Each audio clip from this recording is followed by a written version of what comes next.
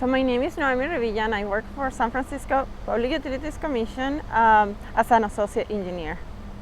We provide support to operations and maintenance on odor control. So what we do normally is collect data for odor control. We do odor surveys here at this plant and at Oceanside and at one of our major pump stations. So we also analyze the results and provide some recommendations to operations and maintenance from the engineering perspective. We also collect data for air regulatory issues. We track and follow regulations regarding climate change, for example, sea level rise and things like the California mandatory report regarding combustion sources. Also, part of what we do is to review other control technologies that are new or something that we think it may work at some of our processes. For that, we have to set up pilot tests and create the sampling plan and set up the pilot test. For example, if we have a biofilter, we have to bring that here, make sure that our crews here at Southeast Plant are involved with the installation of the pipes and connecting the water and electricity. And then after the pilot test is already done, we have to analyze the result, present it, and give the results to our staff. So I decided to pursue a career in chemical engineering for actually the oil industry.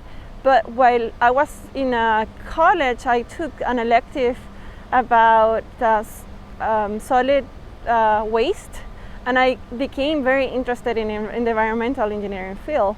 So when I came here to the US, I decided to pursue the master's degree in environmental engineering. That's what I did, and when I did that, I became more interested in water and wastewater. So and then during my master's program, I was lucky enough to be accepted here for the internship program as a student trainee. So that hands-on experience allowed me to see all the different wastewater processes in a more hands-on environment. One of the most important things, I think, for an environmental engineer or for engineers in this industry is to keep learning and keep taking certifications and things like that, and seminars and conferences.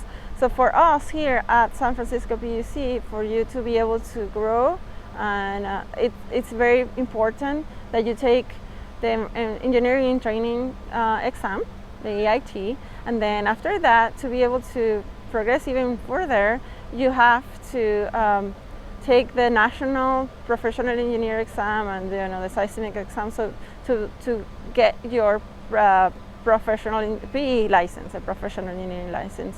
It's important to participate in seminars and organizations such as the CWEA, the California Water Environmental Association. So that way you network and you also go and see what other companies or agencies are doing and some other engineers are doing. So that's very important and valuable or at least it has been for me.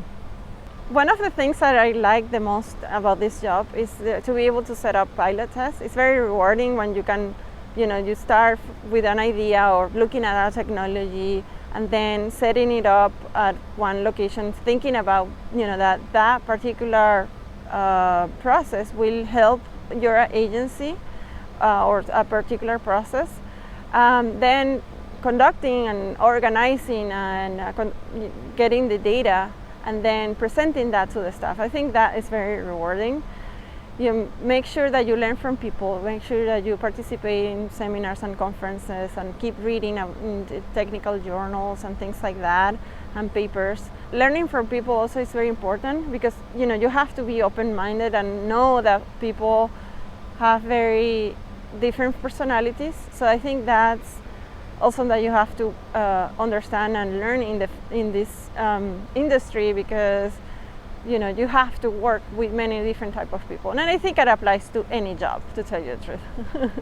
you have to have your degree, either a college engineering degree, a bachelor's degree, or a master's degree, or certifications like our stationary engineers here. But also, I mean, if you're lucky enough, having a hands-on experience, I think is very valuable.